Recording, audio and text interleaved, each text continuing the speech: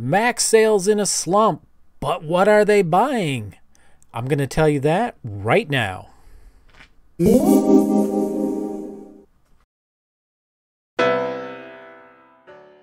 All right, welcome back, Gadgeteers. Well, you heard it here.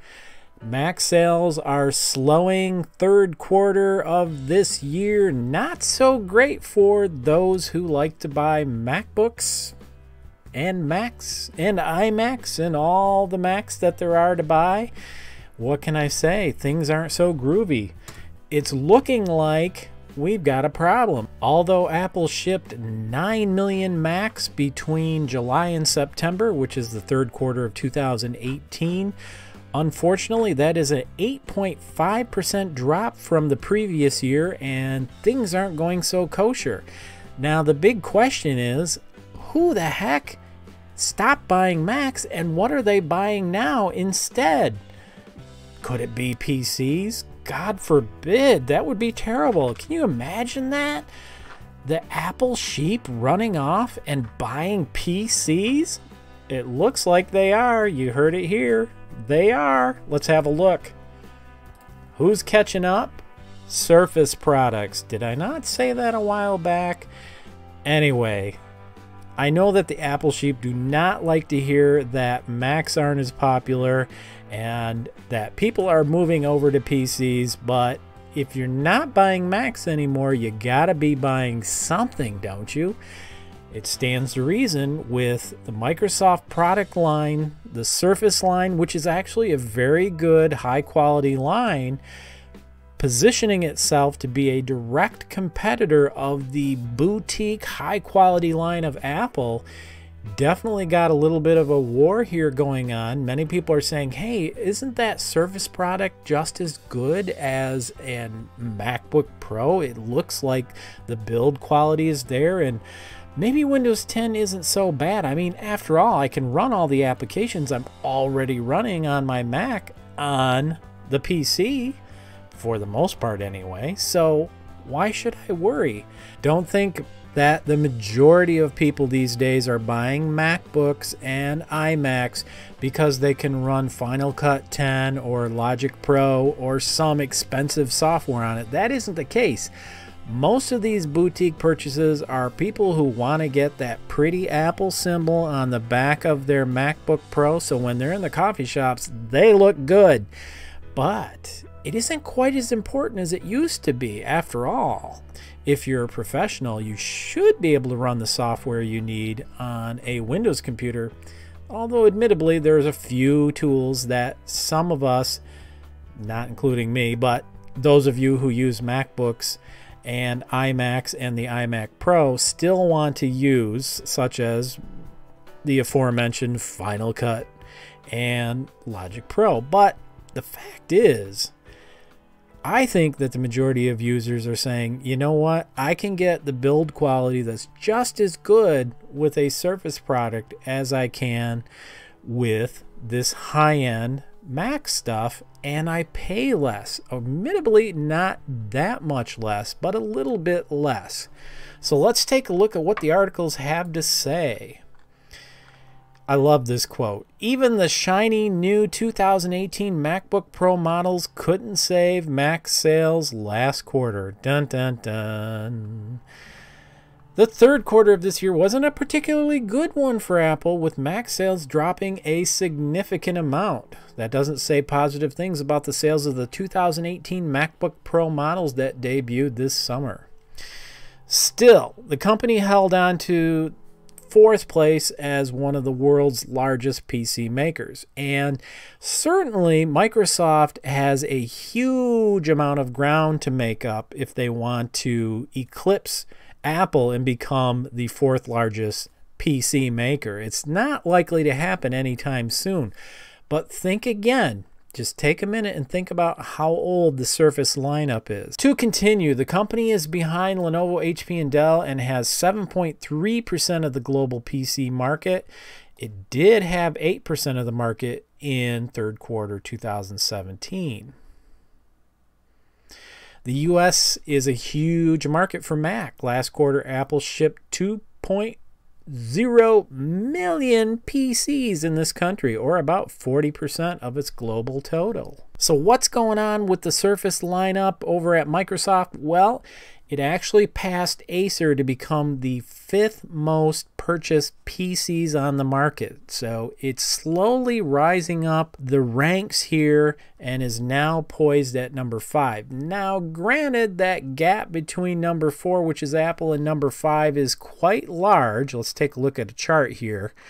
We can see that Microsoft here, shipments in thousands of units, 602,000. The next one up is Apple at 2 million. That's going to be a huge gap that Microsoft would have to pass to become the 4th largest. I don't see it happening anytime soon, and I don't think anybody else does either. But if you ask, where are people going if they're not buying Mac products? They're buying the next best thing, which is the Microsoft Surface line. Now, granted, you look at HP doing 4.5 million, Dell at 3.8 million, Lenovo 2.2 million. That's a huge amount of sales for those companies that have been in the PC sales segment for a long, long time, and they know what they're doing. But Microsoft has basically positioned itself as a PC manufacturer that makes top-tier products that can compete very easily with Apple products. And again, I know the sheep aren't going to like to hear that, but that's the truth. The one area that I would say that Microsoft still has to work on is the operating system. When you look at how simplified Mac OS is in comparison to Windows 10, there's still a huge difference. Now, to me, aesthetically, Windows 10 looks beautiful, but there's still a lot that has to be done. It's still a complicated, difficult operating system to poke around in and to change settings, in my humble opinion, in comparison to Mac OS. Mac OS is much more straightforward. They've elected to stick with a very linear, slow, methodical change over time to their operating system. And Apple's done a fantastic job of keeping people in the Apple ecosystem. That could be one of the problems, however. One thing is for sure that, again, Mac OS doesn't change all that much. And Windows 10, on the other hand, does change quite a lot. If you look at the latest release of Windows 10, there were several new changes to the operating system, one of which was the ability to tie Android phones in messaging so that you could get your Android phone messages in Windows 10, which is, again, a competitor with iMessage in Apple in Macs. It seems to me that Microsoft is very, very serious, not just with the Surface lineup, but with the operating system, in trying to bring this new level of experience when we talk about PCs. In the past, especially when we had the beige and white boxes, PCs were always the workhorse, the system we used to get some basic computational work done, whether it was a spreadsheet or whatever. And if we were an artist, we were using Apple products like a Mac. But is that the case today? I think things are changing. I think when you look at the Surface lineup, it is aesthetically pleasing, and people are basically saying, you know what? I actually like to be caught in a coffee shop with a Surface laptop. It actually looks very nice and very sophisticated, and I get people asking me, hey, what is that laptop? It's beautiful.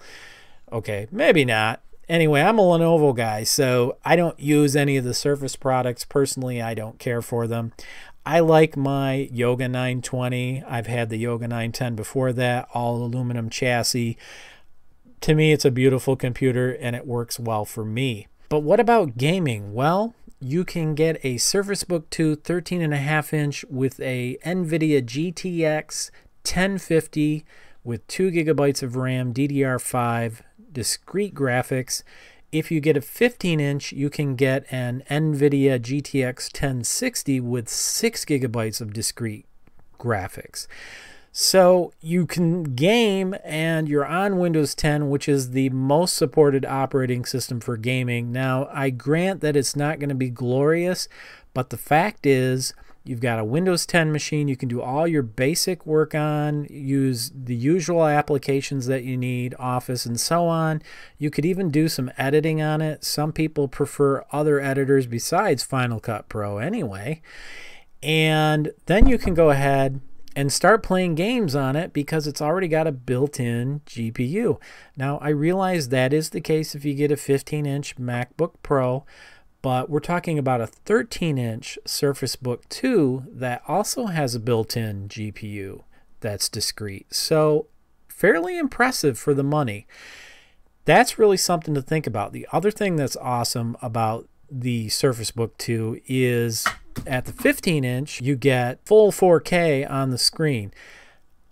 I know many of you say, oh, that doesn't matter. With the Retina display, it's basically the same. No, it's not. I mean, the Retina display on a MacBook is nice, don't get me wrong, but when you set the MacBook Pro and something like my Lenovo, which has a 4K screen side by side, the clarity and sharpness cannot be dismissed. Hands down, 4K is better. And I am a nearsighted guy, so to me it makes a big difference. I didn't realize how much until I saw a beautiful 4K screen and what it looked like.